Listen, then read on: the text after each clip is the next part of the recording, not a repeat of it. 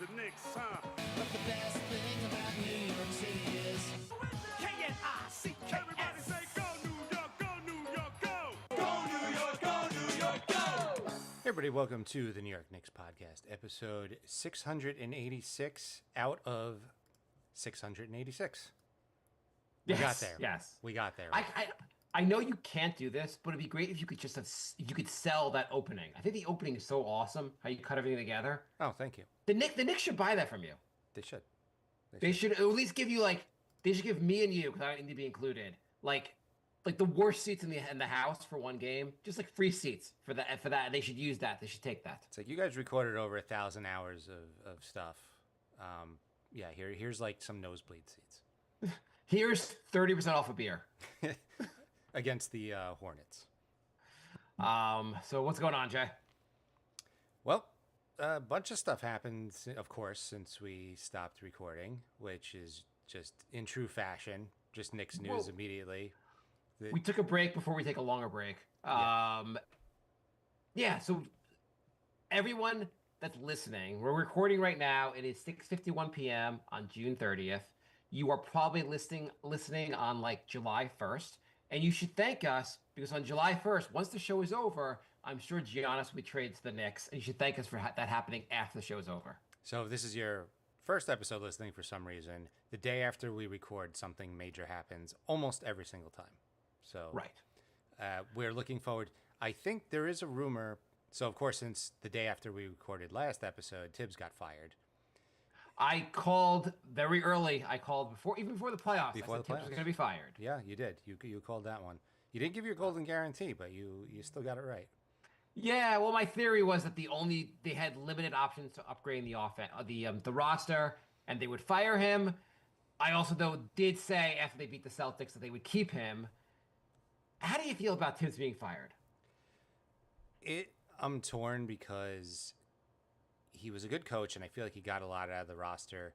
On the other hand, I had a feeling he was going to get fired when he started messing with the lineups, like in the middle of the conference finals. This was his last hurrah. He knew it. It just seemed like a panic move. But then when the bench players started playing well, I felt like that's going to raise some red flags when they're like, well, we had these guys on the roster the whole time, and you weren't playing them. And now you're playing them in the middle of the conference finals. I think Tibbs is a very good coach. I thought when they fired him, they had a guy in mind, and apparently they didn't. So that makes, I think, there's a bunch of different rumors. The one rumor is that Dolan got involved. Before you get into that, I have a question. When other coaches make changes in the playoffs, people are like, oh, what a smart adjustment. He's a really great coach. Mm-hmm. When Tibbs makes changes, they're like, he's panicking. Why is it judged so differently? Well, I think an adjustment would be different matchups or... he changed the starting lineup. He went to the different bench players. He tried different things. He used like 3 guys he hadn't played the whole playoffs. That's more than an adjustment. That's panic. An adjustment's like, hey, I played Mathurin 15 minutes. I'm going to up him to 20 minutes because I like this matchup. That's an adjustment. Or like, we're going to go full court press against this team because we don't trust the other team's point guard. We're in the middle of the Eastern Conference Finals. DeLon Wright, I know you haven't played in a while. You're the key to us winning here. Yeah, that really just seemed like panic to me. And it almost worked. It was just... there was a couple of turnovers because they didn't have continuity, and they could have had continuity if they played. So, I think if DeLon Wright and Landry Shamet play from game 1, they win that series. Also, they took a miracle shot for them to really lose. I think you bring Tibbs back. As much as I predicted him to be gone, he got them to the goddamn Eastern Conference Finals. Furthest they've gone in 25 years. Whatever you want to say about his lack of playmaking, his lack of having strategic plays, his lack of imagination on offense, the team played their goddamn heart out for him. So there's a couple rumors. One of the rumors is that Dolan got involved, which... well, Dolan was in on they said on the player exit interviews. So he was involved. Mm-hmm. Do we know if Dolan was involved in the exit interviews last year? I don't think he was, because from what I read, that is not a normal process. Okay. I mean, he said when he went on the roommates podcast, he said, "All I ask for the GM, Leon Rose, Mhm. is tell me what your plan is, and then I make sure you stick to your plan. That's what I'm doing."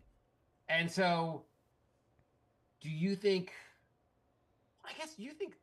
Do you think he basically went over Leon's? I mean, obviously he's over Leon's head, but like, do you think he said like, "Hey, I don't care what you think, Leon. He's out," or do you think he just kind of pushed them over the edge? Like I Leon was already thinking of doing this. I'm kind of leaning towards he said Tibbs is out, but the other part of that is they did some player interviews, and right. word got out that a few players were not happy with Tibbs and didn't want to play for him. You add that with the fact that you got some contract extensions coming up. Maybe it was Bridges. I think McBride was probably part of that. He couldn't have been happy with his inconsistent and sometimes barely existent minutes. So Right. Well, his inconsistent play and barely exist. Like he was not great at times. I know people talk about the numbers, the stats with him in the lineup. I don't know. Do you think Deuce had such a great playoffs? Like of all people that could be complaining about, like no, but I also think perform better on the court. I think he had some of the most inconsistent minutes in the playoffs too. It's hard to get that's into a groove when you're just like, hey, you haven't played in like 17 game minutes. Go in there now. Like, yeah. He's their sixth man off the bench though. I mean, or I guess Mitch was six. So like I mean, he was playing. I don't know the minutes off the top of my head, but he probably played 20 minutes a night and then in the playoffs. I'd be surprised if that was the case. But anyway, I think it's a combination. Some players weren't happy, and Dolan probably wasn't happy. It's just they've now got into the second interview phase with Mike Brown. You usually don't get a second interview unless you're probably getting hired. Does Mike Brown excite you? Does any one of these guys excite you? So Deuce played over 20 minutes once out of the last 5 playoff games. Okay. 11, 18, 15, 15, 25. Like, I don't know, not great. I'm not saying you should be playing 30 minutes. I'm just saying, like, if he's, like, one of your key scorers off the bench, playing him, like, 11 minutes, he's not going to get too Okay, hang on. So I'm looking at the Indiana series. He played 25 minutes the first game, 25 minutes the second game, 15, 14, 18, and 11. But you know what the difference was? Starting in, I think, was it game 3 or game 4, they started playing at DeLon Wright and Landry Shamet. So he balanced the bench out a little bit more. But Deuce was playing a lot. The Boston series, 18, 16, 19, 19, 28, 31. He averaged 19 minutes. He averaged 19 for the playoffs. Yeah, that's not bad. You're a bench player. What are you going to average? 19 minutes is a pretty solid number. It's not bad. It's not bad. I like Deuce. I'm not giving him like shit. I'm just saying, like, of all people that have been playing by, like, of the bench guys, he should be playing the least, but he got the most minutes of any of the bench guys. Unless you called Mitch a bench guy, which he was, I guess, at times. Whatever. He's one of the main guys we were using off the bench. Yeah, I mean, everything is speculation and rumors at this point. We don't know who was unhappy. It's just the rumor was there was more than one player who was unhappy. It could have been Towns. Deuce made some weird comments after the when they got eliminated, and I think that also people felt like the comments he made it sound like he was unhappy. I wouldn't be surprised if it was him, Towns, and Bridges were all unhappy. I mean, sometimes a coach just loses the locker room, and that's what it is. And maybe players just got sick of hearing Tibbs' voice and sick of the lack of creativity, sick of whatever they're sick of. I just hope the next coach can get them to play as hard. Yeah, I mean, Mike Brown, I don't know. Mike Brown's a solid coach. I mean, he was in Cleveland. Obviously, he had LeBron there. He was assistant coach in Golden State, but Golden State obviously had an amazing talent while he was there. Lakers. Lakers for one season. Sacramento. No matter what, like, first off, do you want an inexperienced coach or experienced coach? Which is the better option to you? I mean, normally you'd say you want an experienced coach, but I mean, it depends what kind of experience. Like, a guy could have been assistant coach for 12 years, and then you're like, oh, you're hiring a first-time coach, but he's actually got 12 years of experience. I'm also just having David Fizdale nightmares. Just thinking like, well, Tibbs wasn't really a player's coach. let's go the opposite way and find a guy that the players love. Everyone loves Dave Fizdale, who was just completely inept being a head coach. Dave Fizdale's probably a fantastic assistant coach, not a head coach. Yeah. And obviously there are plenty of Nick Nurse won the title with Toronto. Boston has had a lot of luck with first time coaches. So when they fired Tibbs, it was the same time as what's his name, the assistant. Who's the main assistant they were looking at? Donovan Mitchell's old coach, and was with the Knicks. Why am I? I'm not sure. I'm not sure. Are we? Can we both not get this name right? Yeah, pretty much. I don't know. What's your point? Oh, I was just wondering. Johnny Bryant. That's what I'm thinking of. Oh, You okay. couldn't think of Johnny Bryant's name either? I wasn't sure who you were talking about. Oh, well, I said he was remember they fired Tibbs and Johnny Bryant was in the middle of interviews. So it seemed like they fired Tibbs just to get Johnny Bryant, but then nothing that went nowhere. Oh, yeah. Have you been paying attention to the Knicks last 2 weeks? On and off. I've been paying attention to that, picking up Huck Porty's option for $2 million. That's a good move. It is. I'm happy with that. I think Achua's gone. I think Huck Porty is taking over Achua's role. Yeah. And I think that's a good move. I do too. Achua's fine. They probably could have used Achua in the playoffs, but you have to develop young players and have them come in and take over roles. Huck Porty looked limited minutes because of an injury, but he looked really good. I feel like you bring. I think next season you'd go in there with him being the backup center and have some confidence. So what are you doing with Mitch? Or are you doing the Mitch He's the Towns- starting center. You doing I don't Mitch know. Towns starting lineup, like for the whole season? I don't know what the hell we're doing. Yeah, I guess I would have Mitch being the starting center. Mm-hmm.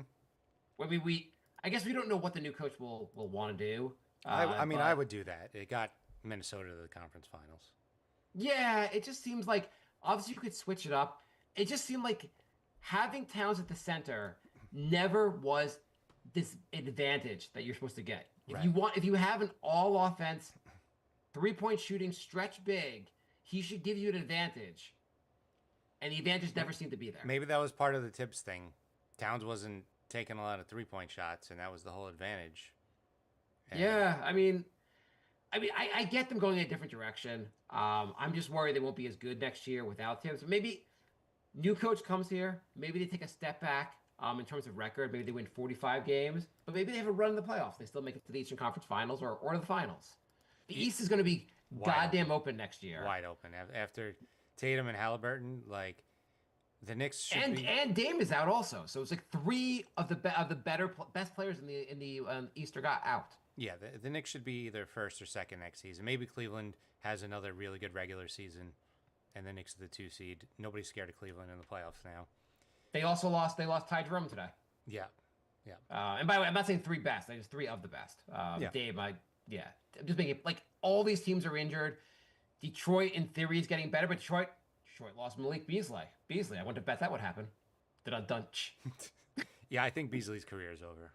His career might be over. And he's being investigated for gambling on sports on the NBA. There's some clip of him down 9 with the game over, rushing to score to beat the spread. With a worried look on his face. With the worry, it looks so sketchy. Yeah. It's also just, I don't know, like, let's just say you have a gambling problem. Can you just keep it away from the NBA? Like, you're making so much. If you want to be rich, just do nothing but play in the NBA. Right. He's about to lose out on a $42 million contract. I don't know how much he was getting for the betting, but I doubt it was $42 million. Right. It would be harder for him to make as much as you would just make as the vet minimum deal is really hard to get that much money in gambling. Wouldn't it be funny if the whole trial was just that 6-second clip of him going court to court down 9? Like what the hell are you doing? The defense Then refs. there's weird clips like this one of Tyrese Halliburton being guarded by him where he just stands there and lets Halliburton go around him. Yeah. And I'm like, I don't know, maybe that's just Beasley playing defense. Maybe, but that court to court was clearly like I need to get this under 8.5. He's like, we can have a trial, but I want a jury of my peers. And he just picks the worst defensive players in the NBA, like cats in the jury, being like, I would have stood there too. I get it. Amari's like, I did that for 5 straight years. Amari's like, I'm impressed you stayed in front of him to begin with. So yeah, I think that the top teams next year are probably Cleveland, New York, Orlando. Orlando got what's Memphis doing?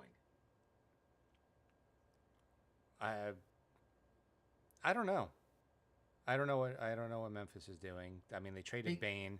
I don't know Bane. I was referring. They traded Bane. They just re-signed Jaren Jackson to a huge deal today. But like, why would you give Bane? Was like, I feel like John is never on the goddamn court. Bane is one of your best players, and you kind of. I feel like away to there was Orlando. a lot of second apron moves. Yeah, everyone's just so scared of that second apron. They're making moves that don't even make sense. Utah is the one. They're tanking again. They made another lopsided trade. Like, what are the Nets doing? I don't know what the Nets are doing. Yeah. They have like $45 million of empty cap they can't even use. They're like, anyone want this? Just anyone. Does anyone want this? No one? No one?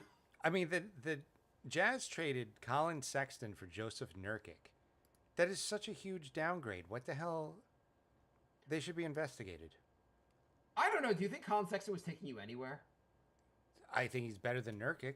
I mean, at some point, I would say they probably need some size. You could argue. So you get one of the worst big men in the league? Sexton is not. He's a solid maybe 6 man off the bench. He doesn't play defense that well. Like, you sucked with Sexton. How much worse could you be without him? You were one of the worst teams in the NBA with Sexton. Are you really any worse? Danny Ainge is like, hold my beer. I mean, I guess in theory you move on from some of the veterans because you have other young guys you feel like you want to give those minutes to. So maybe I haven't looked at their roster recently, but maybe they drafted a point guard or a shooting guard and they want to give the minutes to those guys. Yahoo. But let's go back. Let's go back to the Yahoo Knicks. Sports. Colin Sexton trade grades. What the heck are the Jazz doing? That's the subtitle. Right. There were some weird moves. And Boston blowing it up because Jay sent me a tweet. It was NBA power rankings. Number 1, OKC. Number 2, the second apron. Yeah, they moved Holiday and Porzingis. So like, the 4th seed could be anybody next season. It could be an overachiever. It could be Philly. It could be Atlanta. Like, who knows? I mean, it's a good time to try to go all in on a roster because, if the Knicks are going to go open. into the second apron, this is the season to do it. The East Yeah. has never been more open. Okay, the Knicks aren't doing anything, by the way. They're not doing anything big whatsoever. And you know how I know that? No, how do you know that? Because they declined PJ Brown's option. If they were going to make any big trade, they might have wanted his contract for a trade. The Knicks looked around, said there's no trade to be had. Bye, PJ. The Knicks had PJ Brown? Nice to meet PJ. No, PJ Tucker, sorry. Oh, I was like, who's PJ Brown? He hasn't played in like 15 years. They're declining it just because he hasn't been in the NBA for. Yeah, PJ Tucker. If they're getting rid of PJ Tucker, the whole point I thought of signing PJ Tucker besides having a vet in the locker room was to go like, hey, we'll use his contract for a trade chip next year when we want to like. I don't think the Knicks think a big trade's happening. Yeah, but was it guaranteed by a certain date? Because they might have waived it because they couldn't get a trade done before it was guaranteed. I think I saw something they had a long time to decide on this. Okay, I'm just talking. Oh, I don't know. I don't know. What? The thing is, why not just take his contract and try to use it for a trade chip? I mean, it's 1.8 million. Like, is that really gonna, swing a deal? I heard that Giannis is worth $1.8 million. I don't know. You just think they would try to basically have as many contracts to trade as possible, where they can aggregate or whatever. I don't know. I don't know why they got the PJ Tucker move in the first place. I guess maybe the whole point was just to have a vet in the a vet presence in the locker room. They thought would be helpful. It was helpful. That They was made definitely it the pretty whole far. point because it wasn't basketball on court reasons. Right, and the Knicks made it pretty far. So maybe PJ Tucker maybe he helped steady the ship. Maybe he was like, "Hey guys, do layup lines and give Bridges the credit." Hey, Brunson, maybe you should go with some ISO stuff and try to do a game winner. Maybe you guys should all just rotate doing ISO stuff. Okay, so for the Knicks coaches, it seems like Mike Brown, he's getting a second interview. Yeah. There's the guy from Memphis, Taylor Jenkins. Jenkins. They're interviewing a college coach. Hmm. What do you think about the college coach they're interviewing? That's fine. I mean, maybe they're thinking like, let's take somebody who had success somewhere else and not somebody who has failed here. Do you think the Knicks are the place you want to hire? I mean, I don't be like people are going to give me a lot of shit for this, but do you really? First of all, a college coach generally the one thing you don't as a college coach, part of your job is being a recruiter. That's not existent in the NBA. Like as a college coach, you can be like, oh, I'm so good because I know how to get the best players to play for this team. That's not part of the job in the NBA. I mean, I guess like in theory, like you'll help like you want players to like you, but the whole college part of like recruiting is not part of the job in the NBA. Right. But second, do you think the Knicks should be the first team in the NBA to hire a female coach? Even the most decorated female coach. Do you think that's a good idea? I don't know. Whoever the coach is, if they don't win a championship, like the fan base is going to hate them. So I don't care if it's a male or female. You know what's going to happen? The Knicks are going to hire Dawn Staley, and Trump is going to start tweeting about this is the DEI hire, and like the Knicks are going to be like, okay, now the president is turning against the Knicks. This is great. What do you think of the Kings re-signing Jake LaRavia for 2 years, $12 million? Does anybody make less sense than the Kings every single offseason? I don't know who that player is. Exactly. So Dawn Staley is unbelievably successful. She has said she has no plans to leave college. Mm-hmm. But the Knicks are supposedly talking to her about a coach job. I just think the scrutiny in New York, like it's just going to be, like any other organization might be able to pull this off. The Knicks will just be a complete disaster for a female head coach. It could be. That I feel like we'll just be set up for just a giant disaster. Like, yeah, I don't know. And at least you might want to like what Becky Hammonds is like. Maybe she would be a better because she's already in the NBA. She might be. I mean, she doesn't seem to like the Knicks, but it would be interesting. I don't know. Who do you like for the coaches? I mean, nobody who's been a long-time coach that is available is really like wowing me. So I was kind of hoping they would do an outside the box, either an assistant or something like that I wasn't thinking about. It's down. I think it's 100% down to Mike Brown and Taylor Jenkins. I know. Neither one really like excites me. So I just hope for the best. I mean, even when Tibbs came here, he failed out. Like it didn't go well in Minnesota. Like most coaches, if they're such an amazing coach, they'd still have a job. But they're all going to come with question marks, basically. Yeah, although I'm thinking this is the 7th time in the last 20 years a team has gotten to the conference finals or finals and fired their coach. I think there's just that's the way it is with coaches now. You have like if you're really good, you have like a 5-year tenure with a team. And if you're not good, you get fired before 5 years. I just think that's the way it is now. What do you think of the Knicks' strategy of calling up every other team and going, "Can I have your coach? Can I have your coach? I thought that was Can I have your coach?" That was really funny. People are like, "Well, they're just exploring their." Are the Knicks really? Do you believe this is really happening? The Knicks are calling every team and being like, "Hey, can we have your coach?" Is that really happening? Maybe it did. That's not exploring options. That's exploring things that aren't your option. Those aren't your options. I mean, why don't you call up the Bucks and go, "Hey, do you mind releasing Giannis instead of us trading? Do you mind releasing him? We're just checking. Do you mind releasing him?" Can we just match salaries? We don't have to worry about talent. We just want to match salaries. The Knicks are exploring their options. They called the Thunder and asked if they could swap rosters. I don't understand like the Jason Kidd thing. They're like, well, they're still in on Jason Kidd. I'm like, first of all, what has Jason Kidd that's done that's so amazing as a coach that you need to like give up? Like the Knicks will have to give draft picks to get him. If you don't like minutes allocations, look what Kidd did when Luka got traded. He played Kyrie until his Achilles exploded. Every coach has issues. Yeah. So Brown, in theory, an experienced coach, ideally has learned from their last job, and ideally will improve upon that. I coached the Kings. The whole roster sucked. I learned so much. He had a good record on the Kings, didn't he? Until last season, I believe. I mean, I gave that. Obviously, he doesn't have a job anymore, but I mean, it's not his fault they built a stupid roster of the Kings. It's not No. his fault they traded away Tyrese Halliburton And Fox. and Fox. Like, I and read- now they're looking for a point guard. Yeah, I read an article. They're looking for a point guard. I'm like, oh, if only they had a guy like Halliburton or Fox. Yeah, I mean, like that would be like too bad you just can't get lucky and get those kind of guys.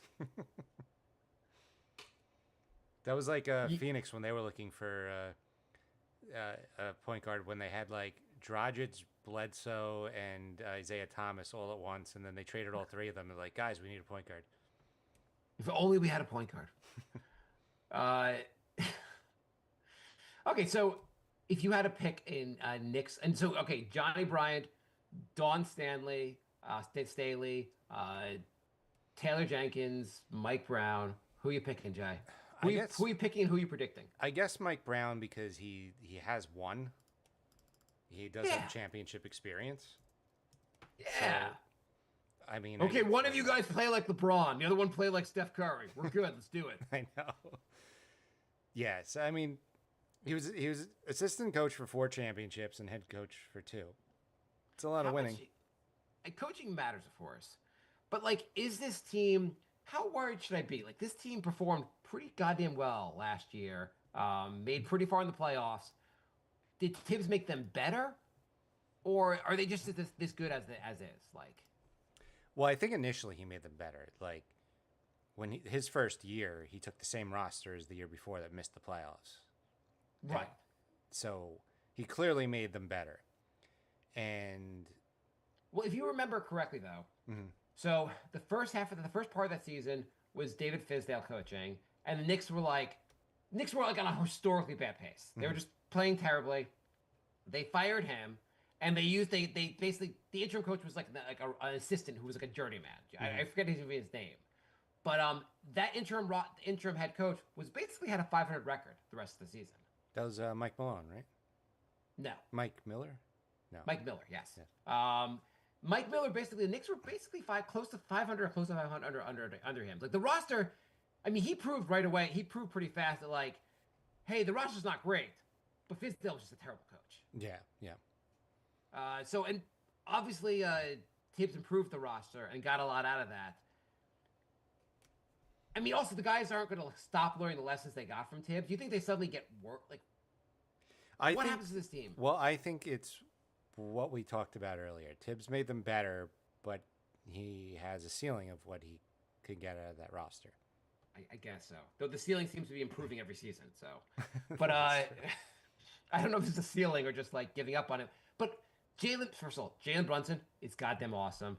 Cat, clearly Tibbs wasn't getting enough out of Cat. He wasn't getting enough out of Mikal Bridges. OG had an awesome season.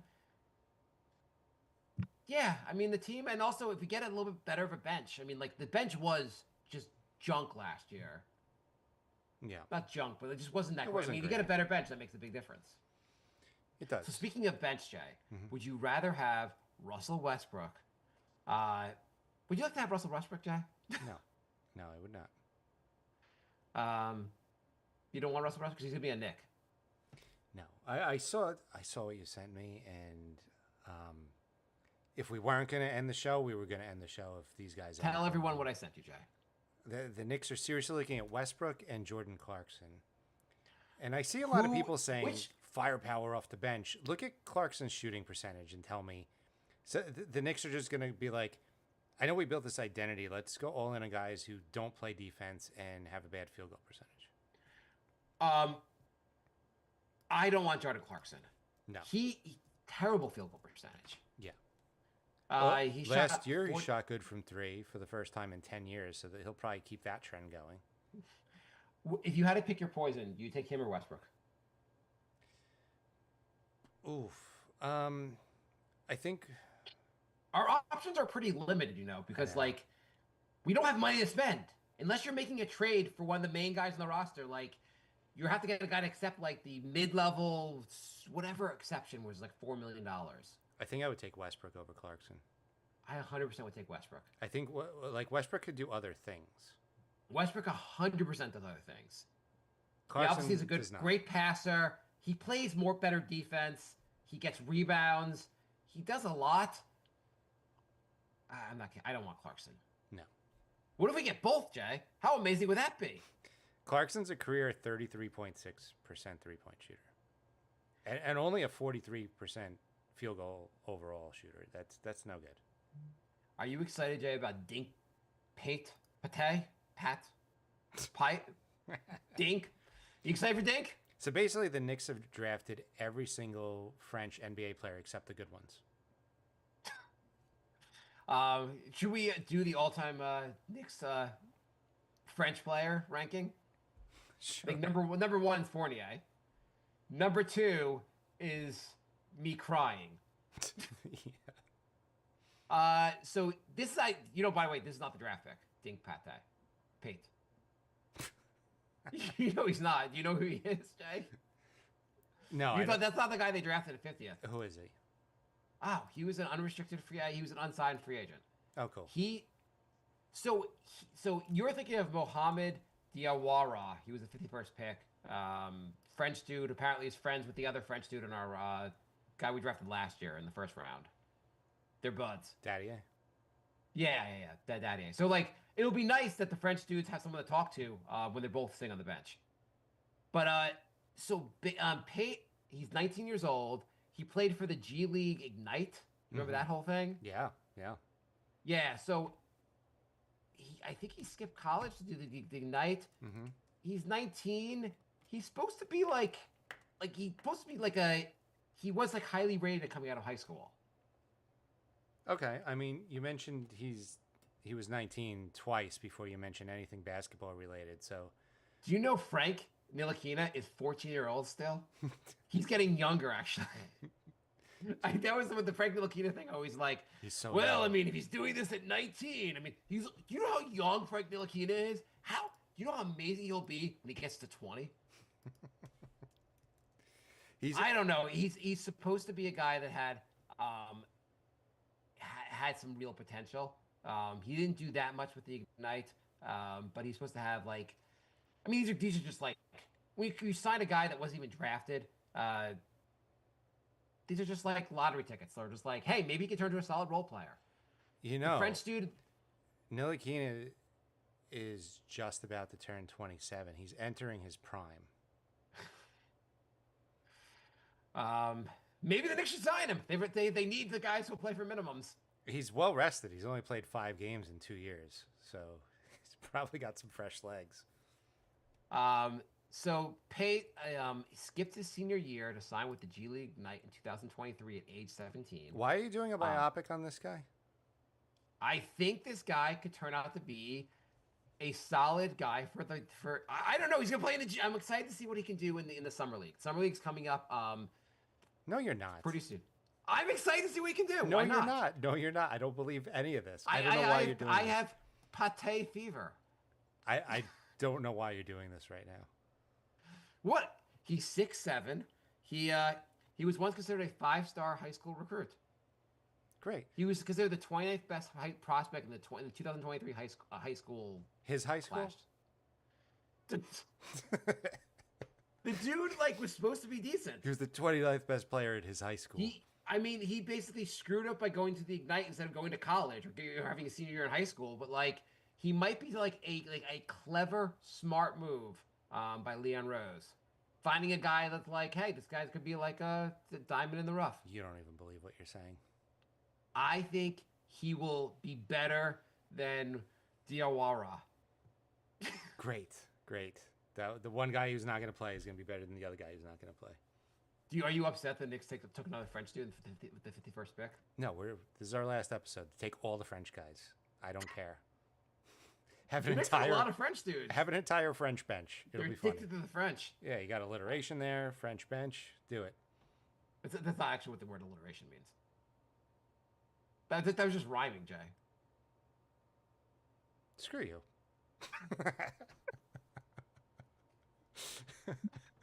He It's signed some form signed- of English thing. and He signed an Exhibit 10 deal. He's expected to join the Las Vegas Summer League team. The Knicks. You're still going on this?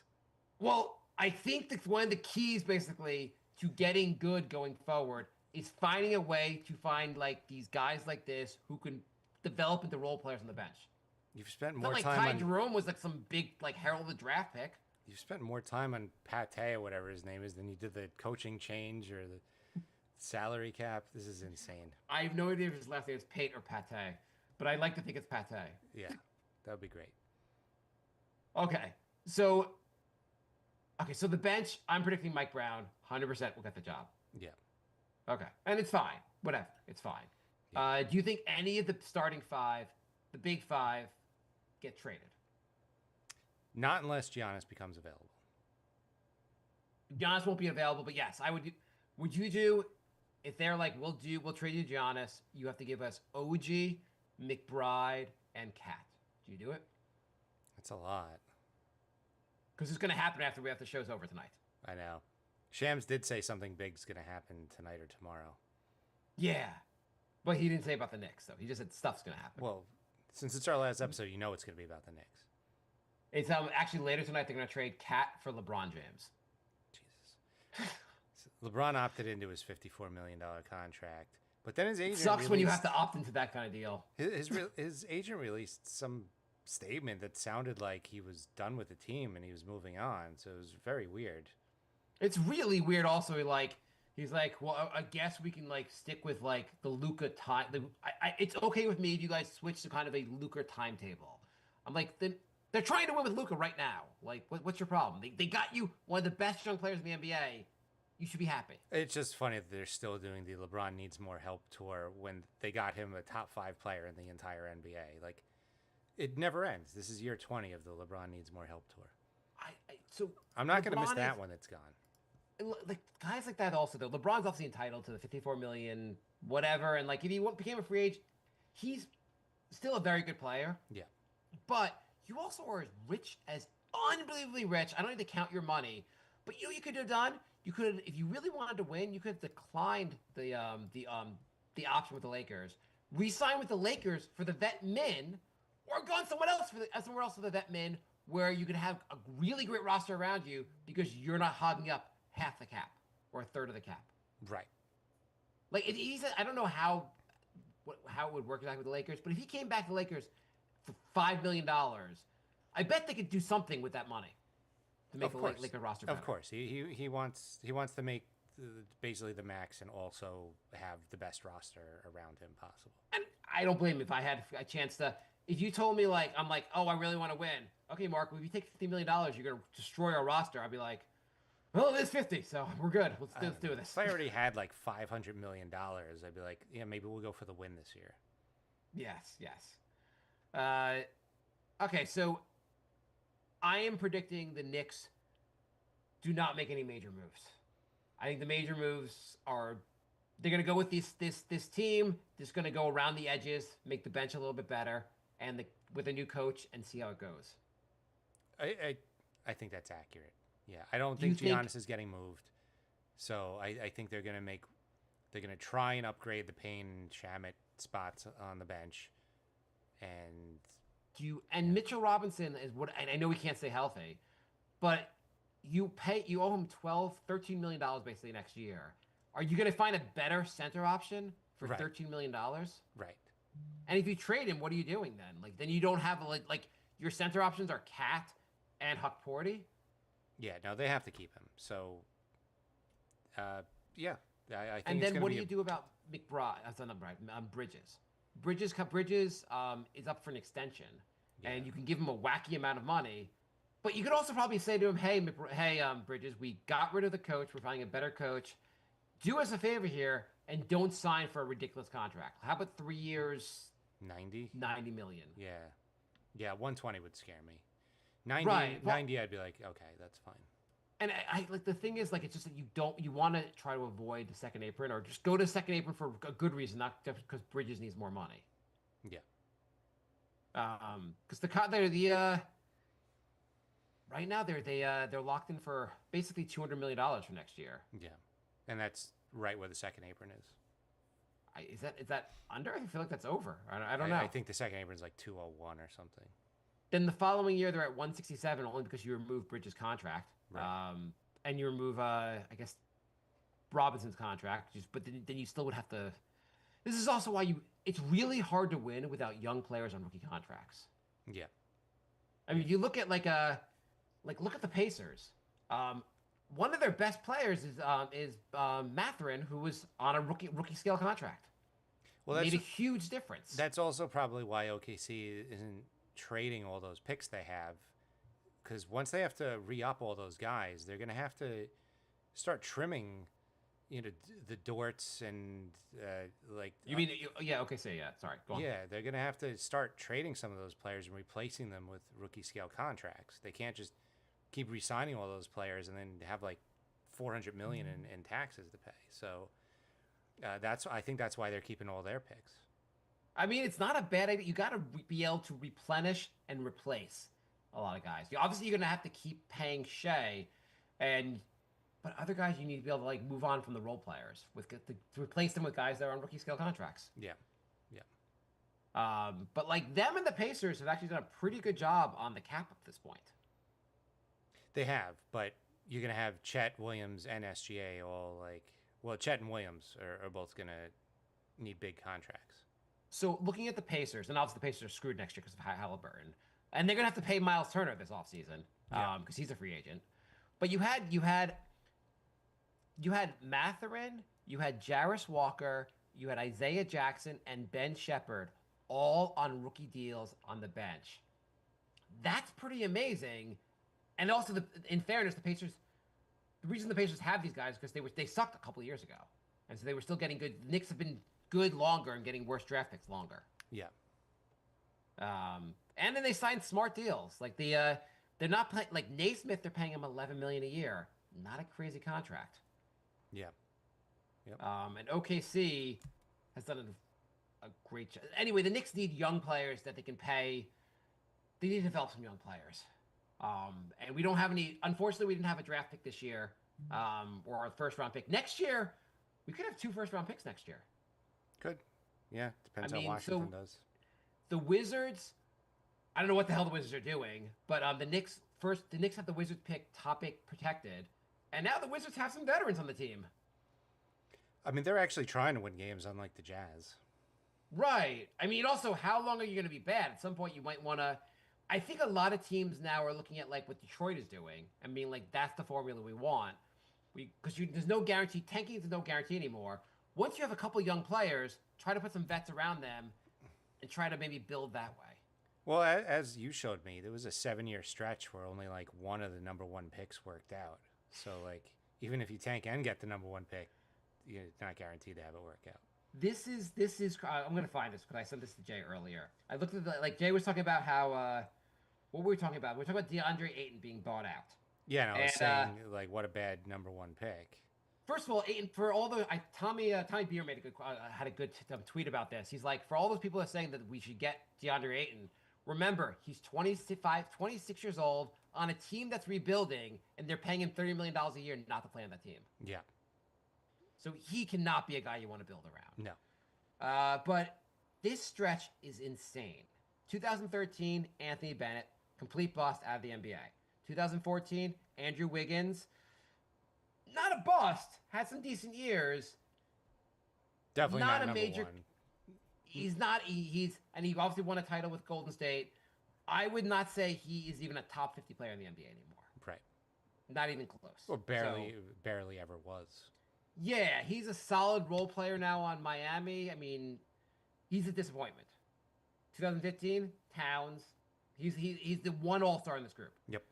2016, Ben Simmons. Ben Simmons put out a big. I don't know if you saw the Ben Simmons news. He's ready. No. His big news was he'd like to sign a contract for more than the league min. That's what you want to hear out of a guy who's number 1 pick in the NBA draft. That this like years late, like in 2016, number 1 pick, and he's like now like, I think I'm worth more in my prime than the league minimum contract. In his goddamn prime. He had a good 3-year run. 2006-17, Markelle Fultz. Yep. complete who bust. I don't think finished the year in the NBA. No, I don't think so either. I mean, he's a guy that you would still like try to figure out if he could play in the NBA. 2018, DeAndre Ayton just got released by a team that says we're a younger rebuilding team and we don't want him. Mm-hmm. And then 2019, Zion Williamson, and Not working out so far. I think Zion's a terrible contract. I would never want him on the Knicks. That is a rough 7-year stretch. I mean, after that, it was Anthony Edwards, Cade Cunningham, Paolo, Wembayamba. It got better after that, but that was a rough 7-year stretch. Yeah. Okay, so we are agreed that the Knicks are probably not going to make any major moves. Yes, we're agreed. And our bench is, I guess, going to be it's the same team. I guess you start. I guess Josh Hart comes off the bench for the new team. Yeah. So, I mean, you do have a McBride Hart bench so far, and then you fill in Huck Porty. Maybe they start peppering in Kolek and Daddier. And Did they re-sign Delon Wright? I feel like I heard they did that. Or am I wrong? I don't think they did. Okay, then do that. Yeah. Campaign. Please don't re-sign him. I don't think we're Please going to don't. see Payne, Shamet, or Precious. I think we're going to see one new person, and then the young guys, and that's going to be the roster. Yeah, I mean, like, Russell Westbrook, who can't shoot, would fit in well in the sense of, like, he would be a great facilitator. Mm-hmm. I know people want Tyler Kolek to take a greater role, and maybe he can, but we don't know that he's ready yet to do that. Right. To be our backup point guard. I would think, and he's also, like, he came out as a senior. He's 24 years old. Like, he should be kind of closer to being ready. But having a vet presence on the team would be helpful, like a Russell Westbrook. Yeah. Who was the other player they were talking about? The Washington's old point guard. He was Memphis' old backup point guard. Tyus Jones. Yeah, they say he's terrible on defense, but he's like has a pretty good assist. He's pretty good. His at assist turnover ratio is like elite. Yeah, he'd be a solid guy, I guess, to get. I don't know. We're getting Westbrook's a Knick. I'm guaranteeing Westbrook's a Knick. Andrew said Knicks signed Wright to 4 years, $95 million. Josh says he misses us and he's looking forward to more Brink. And Oscar said, Awesome. Thanks for everything, guys. It's been a pleasure all these years. Go Knicks. Okay. Do you want to talk anything more about the current? And the current team, there's the other things to hope for. So maybe Daddier becomes useful in the NBA. Kolek looks like he has the ability to develop. They also signed that guy last year. They had that guy McCullough, who was injured most of the year, who people say like will actually develop into an NBA player. Okay. I mean, there's stuff they can try out. Yeah, why not? So I had collected some Knicks stuff that I was going to use for like giveaways, and we never really knew how to have a contest or a giveaway. And We never knew how to, like, Jay, you had all these things. Like, Jay's like, I had front row tickets. Like, I was going to give away for next season. No, like little things. Like I have like a Knicks scarf or so anyway. So I actually have J.R. Smith tied up in my basement, and I'm gonna give him away. that's where he's been all these years. So if people want this stuff, you can email us nyknickspodcast@gmail.com. And What were the items? well, I'm going to list the items, so you can put in the email like which item you want and You're your just gonna mail address. random people stuff. I'm gonna mail random people stuff. If more than one person wants it, I'll do a random number generator, and we'll have a winner. So I have a Knicks scarf, I have a Knicks salt and pepper shaker. Why didn't you just give this stuff during the show? Because what I don't know what to do with it. We could be like, hey, whoever guesses the number of points the Knicks score this week against Indiana in the playoffs win a Knicks salt and pepper shaker. Well, I didn't. That would blow up the internet. All right, so there's a scarf, there's a salt and pepper shaker, there's a consolation prizes are all the Knicks pens. There's a lot of Knicks pens. So anybody who Oh my God, the wants Knicks stuff, podcast pens. Holy Yes, crap. there I is- forgot all about that, Jay. There is Knicks masks. I got those during COVID, so there's a couple of those. And the grand prize, I guess, would be what George made. He gave me two. I'm keeping one because they're very cool, but I feel like I'd be greedy if I kept both. There are two hosts and I don't get one. They're old school NES controllers that plug into USB.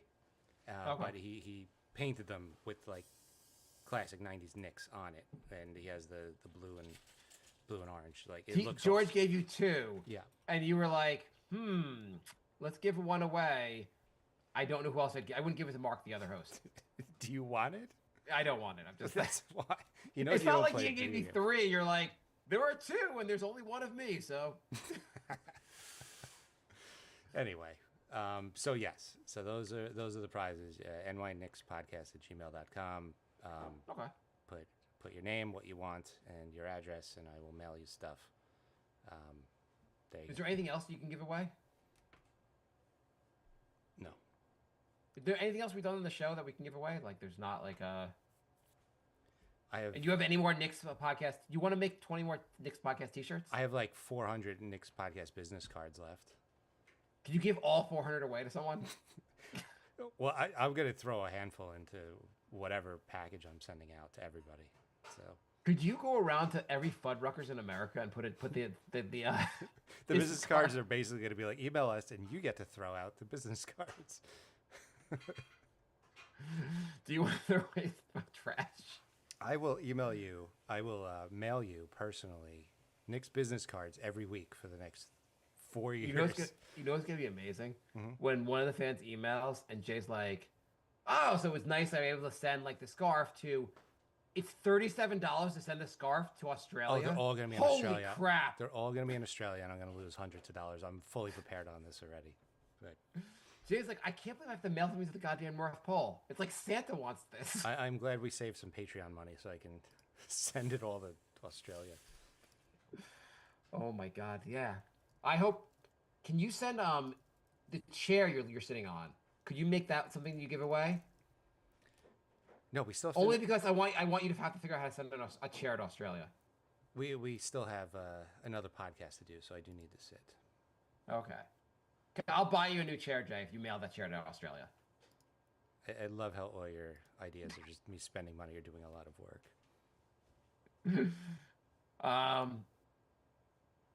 Well, it's been a. What else you want to talk about today, Jay? Well, I mean, I think we can we could do some thank yous. You know, to the listeners who have Just do them. been there. Do it. So, I mean, obviously the people who are always in the chat, I want to thank all of them. Everybody who's been a Patreon. Thank you for helping support the show. Get Mark a microphone. Get a bunch of pens that I'm just going to mail back to all the Patreons. I want to thank everybody who emails us regularly. There's too many to name by name, so you know, don't get offended if I don't name every single person. But Was 2010, 11 the first year we did the show? I think it was 9-10. You know, I think we started No. like October of 2010. Yeah, we started like right. It was right after the decision. Basically, we started doing the show. Yeah, we did a Brink episode of the decision, and then we're like, we should just make this like the Knicks podcast. Right. Because I don't think we covered the season with like Eddie Curry and all that, but we covered the following season with Amari. Amari was the first season of the show.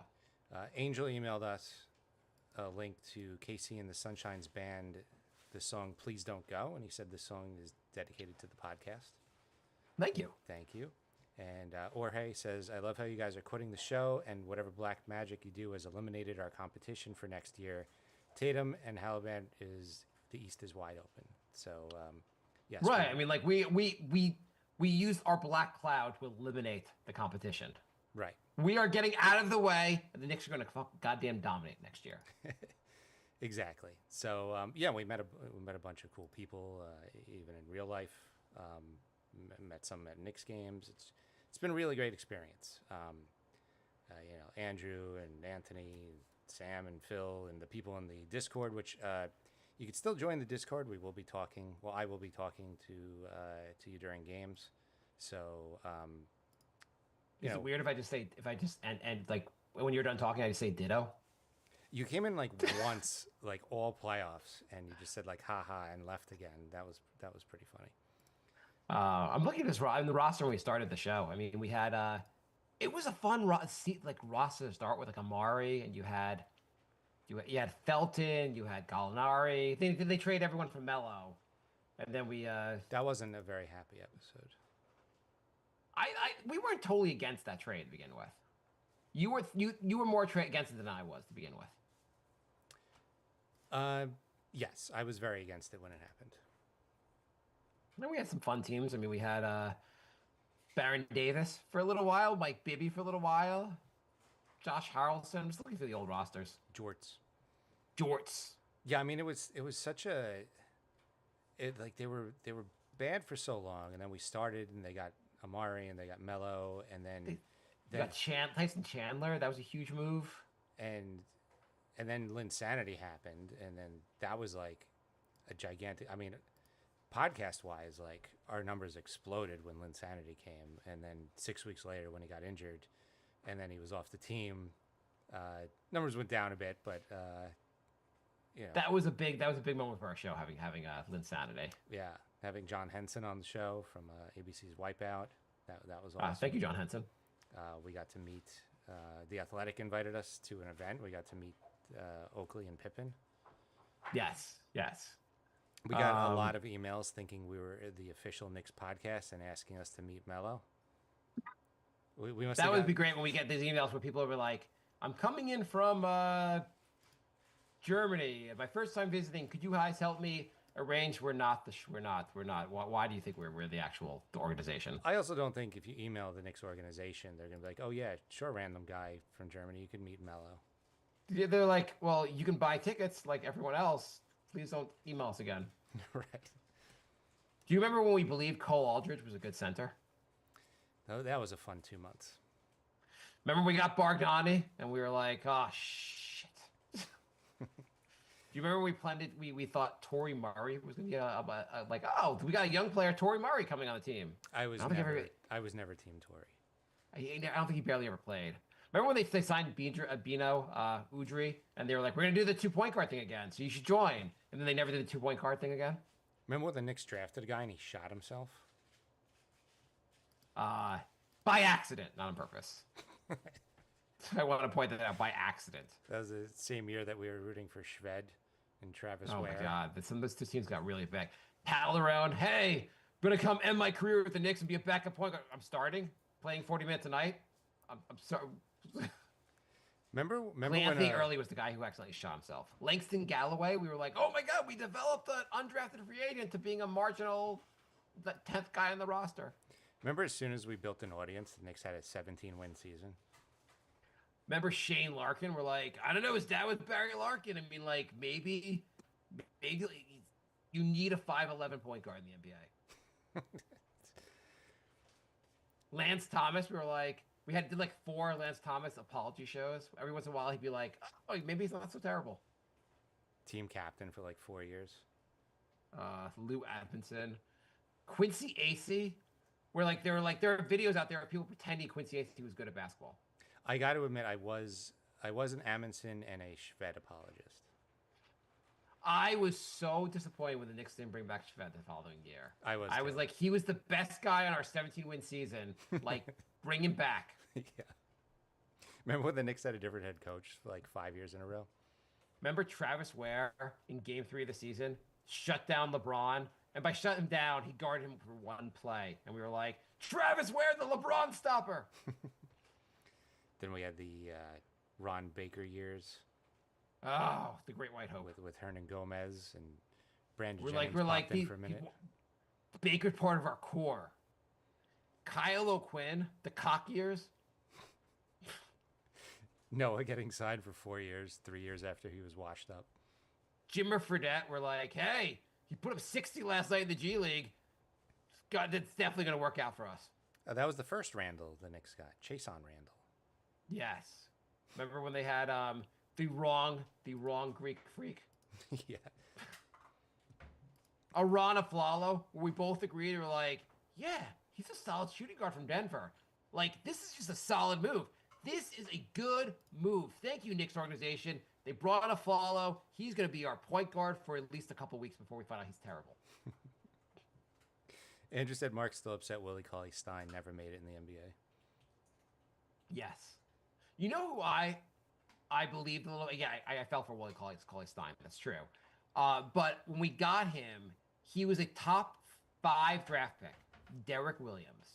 Do you remember when Derek Williams became like he had just washed out on other teams? The Knicks got him as like a reclamation project, and he looked insanely athletic. Mhm. And I was like, holy crap, we found something here. And we found out then shortly thereafter, we found out why it didn't work out with other teams. Yeah. Yeah. Hernan Gomez's potential. Jay nailing the Porzingis pick. Yes. Called that like a quarter way into the season that the Knicks should take Porzingis. That was a good one. I'm happy with that one. Remember Jerry Grant, who was our point guard. We got two good players in the first round. We got Grant, like he's gonna be awesome. You remember He's Summer League MVP, I think. You remember when Inez Cantor, now Inez Freedom, posted a picture of him eating like 5 burgers and he said cheat day, and then he had to call out the next game with a stomach illness? Remember when the Knicks actually gave minutes to Sasha Vucevic, and we were like, "Holy crap! Why did they keep playing him?" Then we had all the awesome draft picks with Knox and Frank. And Oh my God! Just in like looking at those drafts and like all the guys not the guys you missed out, like you didn't get to, the guys that were on the board and you took those guys anyway. yeah, But there are some rosters there. I mean, the Joakim Noah thing, when we were like, he's completely washed, and the Knicks are like, what if we gave you $72 million? He's like, He "I was guess." literally had been washed for 2 years. We Yeah. got Brandon Jennings too late. Remember Kuzminskis? Kuz. We got him from Europe. We got a European player. Kuz is gonna be so awesome. What was his total games played? Like 7? I don't know. Not a lot. Then they replaced him with Brad Zakis. Yeah, we had a lot of Willie. Do you remember we did Willie Hernan Gomez? Yeah. I remember we were a little bit excited after his rookie year. He looked pretty good, and we did a joint podcast with another show, and the guy in the other show was like, "Yeah, I don't think Hernan Gomez is good," and I'm like, "How dare you say he's not good?" He's like, "No, I'm pretty sure he's not good." And then in like the next season, I was like, he's not good. Shit. Yeah. Not good at all. I was like, he's getting rebounds. Yeah, it's not enough to just let's see what else we got in these Rob. We got remember the years of Jeff Hornacek? It might have been 1 year. But he had that hot daughter. We were like, oh my God, his daughter. And we had on that team, we got Jarrett Jack. Mm-hmm. Solid point guard. Courtney Lee. That was another one where when they did the offseason, they got Courtney Lee. You and I were both like, man, what a smart signing. He wasn't bad. He wasn't bad. He wasn't bad. Didn't he set the Knicks record at the time for free throws in a row? I think so. I mean, he was fine. I don't know why people hated on him. He was a decent pickup. He was fine. He just wasn't. He wasn't good. He's fine. Like the Knicks wanted him to be better. You were like, no. He's like, I'm just a solid role player. That's all I am. And we wanted more, basically. Ramon Sessions, Elfrid Payton. Damian Dotson. Mm-hmm. If you just give this guy minutes, he's going to be I'm positive. And they're like, I don't know why the coaches aren't playing him. He's not good. That's why the coaches aren't playing him. They see him every day in practice. They're just not impressed. Trey Burke. You know, we really gutted this. How did we keep recording this? On this roster also with Luke Cornett, who's actually supposedly there's gonna be some interest. Boston's gonna have trouble keeping Cornett, which I find shocking. Yeah. Moutier, the Reclamation Project roster. The fact that we did a show through all of This is just unbelievable. I'm gonna pat ourselves on the back for lasting through all that. Michael Beasley, I still don't understand why his career didn't work out. I don't either. I don't understand. Like, he was a walking bucket. Yeah. There were times that he looked unstoppable on offense. He's the one guy I just don't understand why he couldn't make an NBA career. Kuzminskis played 69 games in the NBA. Wow. Thank you, Andrew. Not for another team, though. Only the Knicks, right? I think so. I mean, it's probably like 30 seconds a game, but still, he played. No, I think he played more than 30. He got some minutes. Those teams were pretty goddamn they were bad. giving minutes to anybody. Yes. Michael Beasley, though. The walking bucket. Let's do the following year we had. We're getting closer to being, bad. 2018-2019 team, 17 wins. Kadeem Allen. Henry Ellison, who I think I would have guessed was name of a Knick. Billy Garrett.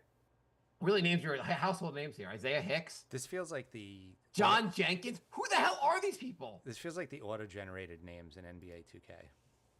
Noah Vonleh, who also was nicknamed the Giannis Stopper.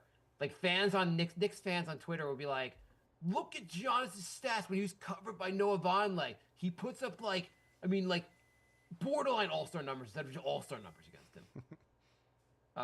Alonzo Trier, which somehow we convinced ourselves he was the greatest undrafted free agent signing ever. We forgot about Chris Copeland, the only player to agree to be on the show, whose agent then nixed it, so he never came on the show. Who also looked like the Predator. Yeah. That would have been great if we actually came on the show. Oh, we skipped over Landry Fields and Andy Rottens. Oh yeah, they had their own show. They Yeah. had those things where they pretended to be Modell's workers at Modell's, the sporting goods store. Yeah, that was really funny, actually. That was like really clever. And then Landry Fields became the GM of Atlanta before getting fired. Yep. Then we had the 1920 season where things were just getting. We won 21 games instead of 17 wins. Maybe they weren't 500 after. Maybe they weren't quite 500, but they were pretty bad. They were. I would say maybe they weren't 500 under Mike Miller. I remember they were close to 500. I thought with Mike Miller, but that team had They were 17 and 27. Brazdikis. Remember Iggy? They were 17 and 27 with Mike Miller. Okay, that's not 500, but it was a lot better than fucking what Dave Fizdale was doing. 4 and 18. Marcus Morris, who had an awesome first half. The Knicks traded him. According to some people on Knicks Twitter, Marcus Morris, that trade led to the entire rest of the roster. Yeah. Yeah, there's some insane charts out there that Like, we got this draft pick to turn to this, turn to this, turn to this. Anyway, it's not Tibbs. It's the Marcus Morris trade that got us to the Eastern Conference Finals. Randall's on this team at this point. We got Mad Mitch at that point. Dennis Smith Jr., Bullock. who was in the Porzingis trade. Yep. We Weren't you couldn't saying figure you out- wanted Dennis Smith Jr. and then the Knicks got him and you're like, okay, I'm good. I tried to talk myself into dead. That's when they. Well, he looked like a talent. Do you remember when LeBron James, he basically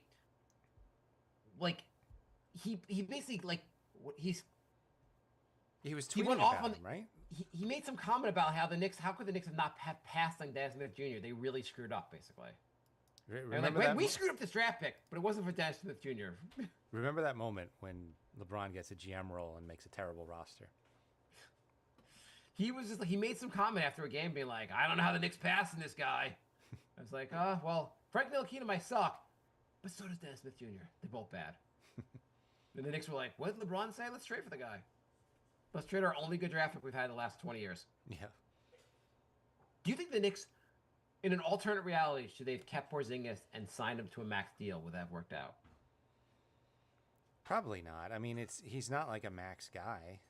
No, he's not. He's good as like the 4th or 5th man in Boston. He was good as like the 3rd man in Washington. I mean, he played on Dallas. He wasn't that. He wasn't a good great as the hit in second- Dallas. No, and he was the 2nd man in Dallas. Like he needs to be like 3rd or 4th. He was decent in Washington. Washington had no roster, and they weren't playing for anything. And he was still like the 3rd man there. You know who we had in this team I'm looking at? Bobby Portis, who's been kind of awesome from Milwaukee. Yeah.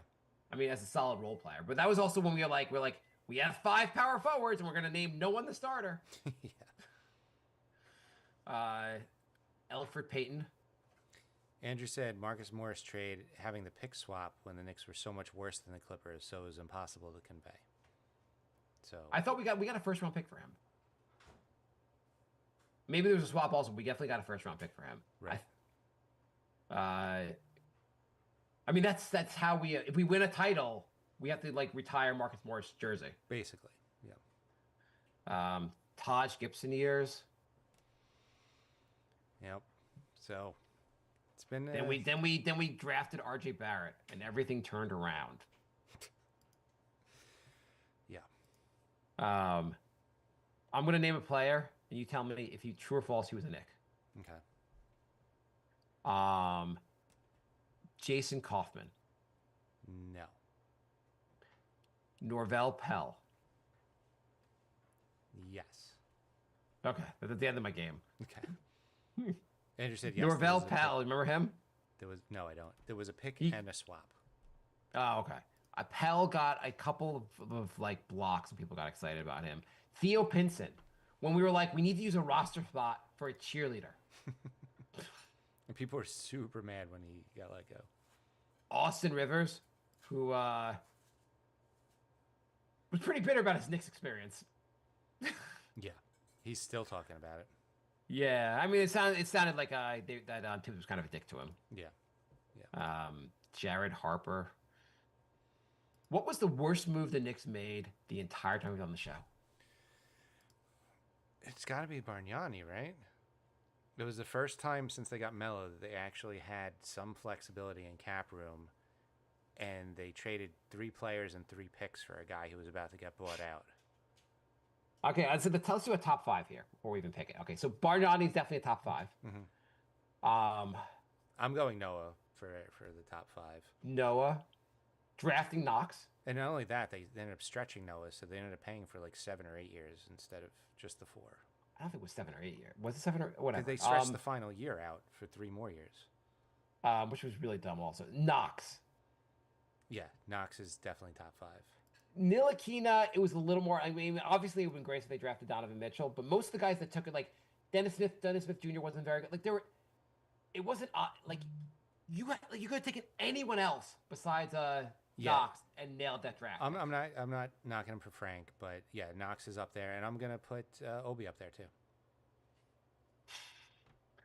Is Obi worse than Ntilikina? Yeah, way worse. Ntilikina was like, we weren't sure how he was gonna be. Obi, we want Halliburton. Like, you could go back and listen. We're like, oh cool, Halliburton's on the board, and then they took Obi. So Halliburton didn't. They said he didn't send his medicals or didn't like work out for the Knicks. Don't care.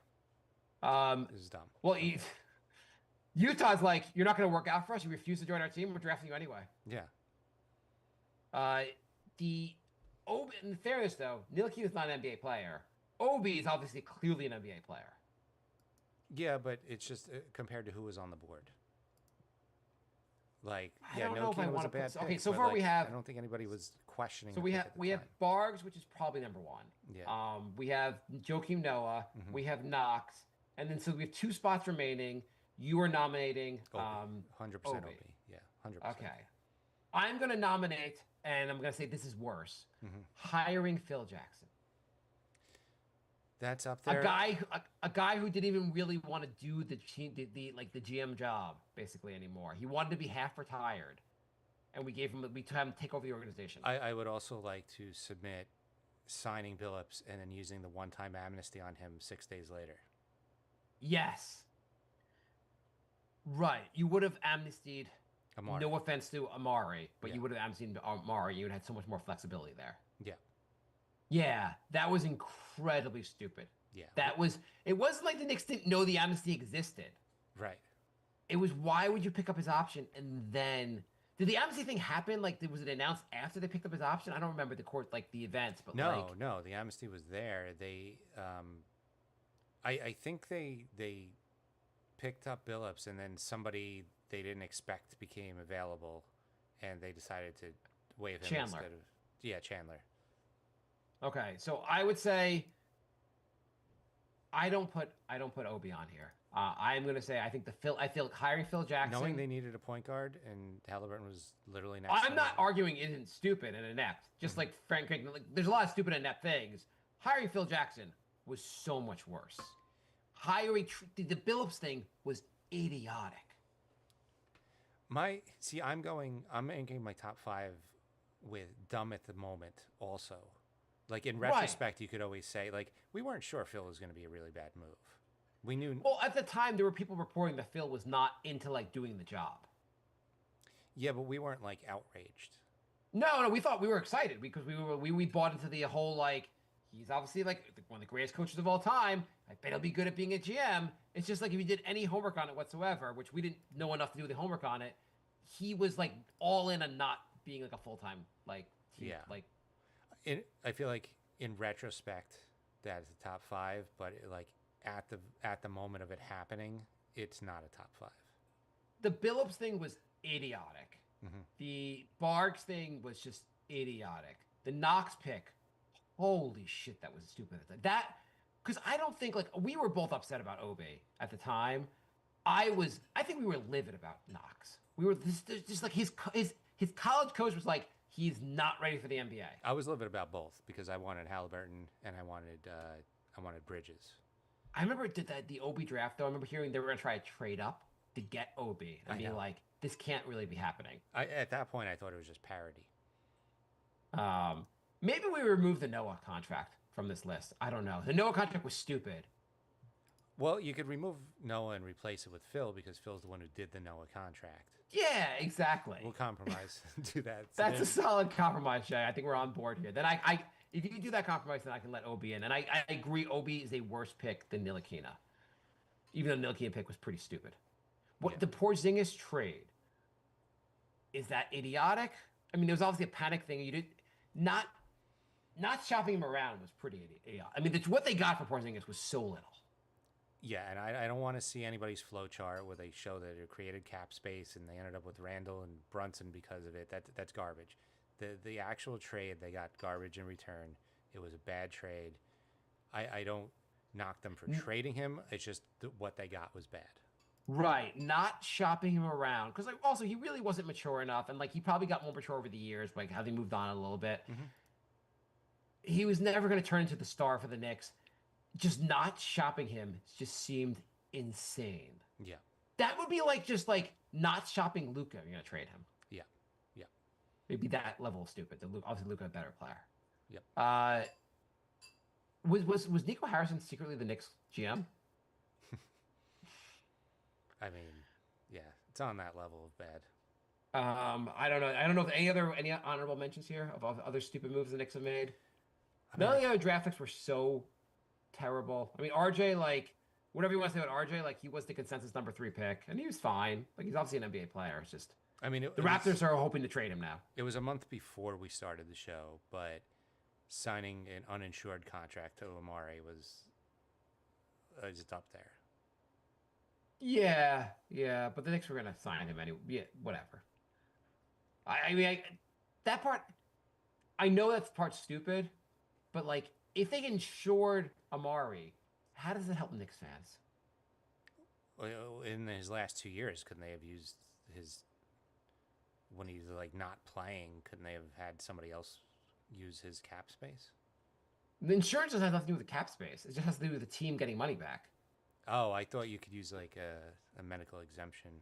Oh, well then never. I mean, mind. that's separate from the insurance. The insurance is just like, do I want to insure against this injury? So like Dolan gets money back. I never understood why you cared that much about that. Because I'm like, I don't give a shit if Dolan gets his money back. You know what? I was thinking of the medical hardship clause, but I think he has to be. The doctors have to say he's out for the season, and I think he played once every couple months, so that they probably wouldn't have even gotten that. So yeah, Right, he never was there to getting it uninsured. Like, I mean, it probably wasn't the best move in the world, but like that's really like doesn't help. It doesn't matter for the Knicks fans. You know how I feel about the Melo trade. I would put that in the top 10, not the top 5. Like waiting 3 months and then signing him. I still have an alternative. I mean, yes, I agree with you. That part was like, I still can argue against that because you never know what's going to happen. Like, you wait, and then he ends up not, like, some other team trades for him. Like, the Nets were obviously like, making a big trade at the same time. On the Nets and then the Knicks missed out on a 17 and a 223 win seasons? Can you I mean, imagine? what if the Nets got Kevin Durant and Kyrie Irving? How, like, that would have been like, I know. how would we survive So that kind bad. of shit? So bad. So But, like, because if you thought, Melo with Gallinari and Chandler and Felton, like, that would have been a really good team. I mean, we're just now talking about like how we would gut part of the roster to get Giannis on the team. Obviously, Melo's not Giannis, but at the time we're like, you had Amari. Everyone's about getting stars. It didn't seem like a terrible idea to get Melo. Like we both agreed, getting Melo made sense. Just a matter of when you got him and what you gave up for him. And they gave up too much for him. But there's also an alternative history here where the Knicks just don't completely drop the ball about building a team around him. Yes, but I mean, if you would just the Billups thing alone, if you amnesty Amari, you could have built a better team around Melo going forward. Melo made the playoffs every year until the Knicks just start shitting the bed with him. Yes. Yeah. Anyway, so a lot of bad moves. At least, you know what? None of the bad moves were from the last 4 years. I would say last 5 years. The last 5 years would include the Obi draft. So anyway, thank you again, everybody. Thank The- you so much, everyone. This has Really been so much appreciate fun for us to do. We really appreciate everyone like joining us for this. Our feed is going to stay up. We've explained a few times that we had like almost 300 episodes fall off the feed. The first 189 are on our Patreon. You could sign up for $1, download all of them. I'm not trying to make money from it. I'm just, if anybody wants to listen to them, it's got the whole insanity and the mellow trade and all that stuff. If anybody is interested in episode 190 through whatever is missing on our feed, I will upload them. Just email us nynixpodcast@gmail.com if you want Hey, those. this is not a Knicks news, but I have a big trade for you, Jay. Okay. Not big, but like semi decent trade. The Nuggets traded Michael Porter Jr. Oh, okay. For what? They traded to the Nets for Cam Johnson and a 2032 unprotected pick. Or no, it was sorry, the pick is from Denver to the Nets, but they traded for Michael Porter Jr. for Cam Johnson. That's an interesting trade. Yeah, I feel bad for Jokic. Why who won that trade? I feel like maybe like doesn't Denver win that trade? It's Because close. Michael Porter Jr. can't seem to stay on the court. Yeah, it's close. I mean, Cam Johnson I think is overrated, but Porter Jr. is always injured, so And Porter Jr. plays. I don't know what Cam's defense is, but it can't be as bad as Michael Porter's defense. I think it's a fairly even trade. Brooke Lopez signs with the Clippers. The Bucks are over. 2 years, $18 million. The Bucks are gutted. They're absolutely gutted. Harden. Karis LeVert and the Pistons agreed to a 2-year, $29 million deal. Karis LeVert just took away someone's money. Sorry, Beasley. That's definitely Beasley's money. That's Beasley's money. Luke Cornett. Okay, how much money do you think Luke Cornett got? 2 years, $20 million. 4 years, $41 million. Okay. And who do you think signed him? The Hawks. Spurs. Okay. The Spurs had. By the way, the Spurs. Why are the Spurs not going all in right now? They are. They got Luke Cornett. I mean, I'm just saying, like, do you really have a lot of faith that Wembanyama is going to have a long career? Right. Like, he's awesome. I would start trying to. You have draft picks. I know you just also just got like a top number 2 pick in the draft, but I would try to. If I was the Spurs, I'd be like, let's speed this up because our timeline, like, we might Yao Ming this soon. That 2 years, $81 million for Harden cracked me up. Guy crapped the bed in the playoffs again, and they gave him an extension. 2 years, 80. Yes, that was still not as bad. Like, he's still more productive than Paul George, but yes. Ty Jerome, 3 years, $28 million from the Grizzlies. That's going to hurt Cleveland. Yeah. I mean, he was one of their best players off the bench. Yeah. Okay, what's your prediction for next season, Jay? And are we ever going to do another Knicks podcast? We might. So this is the official end, but we're leaving the window open. If we feel the urge to, or if something big happens, we could pop on. Don't expect the show weekly. I don't even expect the show monthly, really. But you may. Jay's never going to talk to me again. You may hear from us again. We will be doing our comedy show, The Brink of Sanity. You can check that out, brinkofsanityshow.com or Spotify, Apple Podcasts, YouTube. And I started a horror movie podcast called 3 Basket Cases, the number 3 Basket Cases. That one is not with Mark, but I just unironically, Jay has moved on from the Knicks to a horror movie podcast. Yes. So, we recorded 2 episodes so far. We're doing Hereditary next week for our 3rd episode, so you can check that out, the number 3 Basket Cases. Will you be ever doing an episode from one of the Knicks 17-win seasons as for an episode of the show? Too scary. So, you have anything else you want to? I think that's it. Yeah. Thank you guys. It's been great, and we'll be back on our Brink show and maybe a Knicks show at some point. If anything major happens this offseason, maybe Jay and I'll get back on the air. Yeah, but can't thank you all enough. You guys kept the show going the last 5 years. To be honest, the last 14 years. Yeah. Around 2019, we were really like, I don't know if we could go anymore. And then we'd get emails and we get messages, and so Jay gave up on the show in 2015. Pretty much. So thanks again, and we will talk to you at some point. Take We'll care. be back soon. All right. Goodbye, everybody. Goodbye,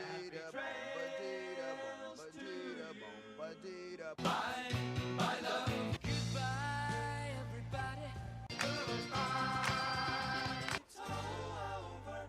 Goodbye. It's time to go. This is the end. Say goodbye. I'm gonna leave you. It's the end. Goodbye. Goodbye. Just leave me alone. Feels so good to say goodbye. I'm sick and tired and I'm saying goodbye. Goodbye, girl. Goodbye, goodbye, goodbye, everybody. All right. And we're done. And scene. Nikhil Alexander Walker to the Hawks for 4 years, $62 million.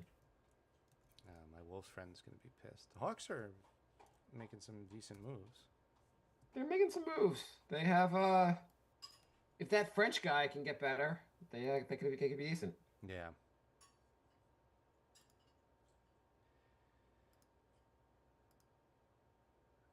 Yeah, we're ending the show like just as all these moves are happening, so you know there's going to be one that we're going to want to talk about. You think so? Yeah. I don't think the Knicks are doing anything. I think they're I going mean, to obviously, I could talk all day with you about the moves that are actually being made, but like, I don't think the Knicks are doing anything.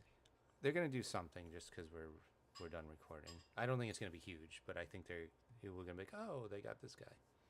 Westbrook is going to be a Knick. I feel like he's willing to be a role player at this point. They might get Clarkson also. Maybe look at both of them. Yeah. I don't think they can even afford to get both of them. I don't even know how. Well, if Clarkson gets bought out, they could get him for like.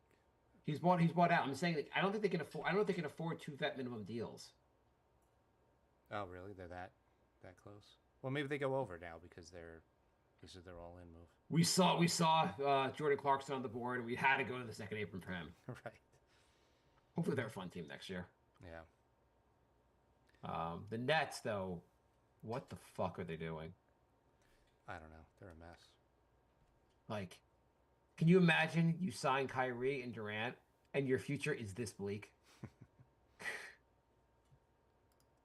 What do you think? You think Houston's going to be one of the favorites of the West?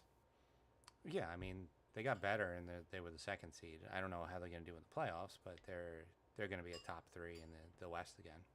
Yeah, I mean, I feel like Durant's going to have. I mean, like Durant obviously is still an amazing player, and then now he's surrounded by guys that can play. He's surrounded by a full team now. Yeah, if Durant's healthy, they're going to be really dangerous. We'll see what happens. Phoenix, what in God's name are they doing? Also, like Phoenix, like we may have got rid of Durant, but we got both centers from Charlotte. Gotta grab all the players from that 12-win team they had. The Hornets, I mean, like they just had that center combination. We got Nick Richards and we got the other guy who the Lakers were like, second thought, he failed his physical. Are you sure about that? He failed. Hornets are the worst run team in the league for like 20 years in a row. I would 100% trade LaMelo. I couldn't. If I had to say like one player on one team, if you had to say like what is the number one guy that should be traded by their team? The guys here, you like LaMelo. I think LaMelo's. I think he's just never going to help you win. Get rid of him. He still has value. You put Zion up there, right? Yeah. And then guys, that guy like obviously Embiid, like you'd want to trade Paul George, but his contract's probably hard to move.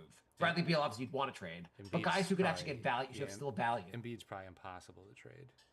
Zion already has lost a lot of value. You're not going to get as much for him anymore. Yeah. You could still probably get a lot for LaMelo. Yeah. Yeah, I would sell high on him. You think you can get a lot for Zion anymore? No. Nope. The Nets are like, we'll give you like 12 picks for him. I'm going to shut the live room. Thanks again, everybody. And yeah, check out The Brink of Sanity. Check out 3 Basket Cases. And I'm sure we'll pop back in at some point. But yes. yeah, definitely not for the rest of the summer. But no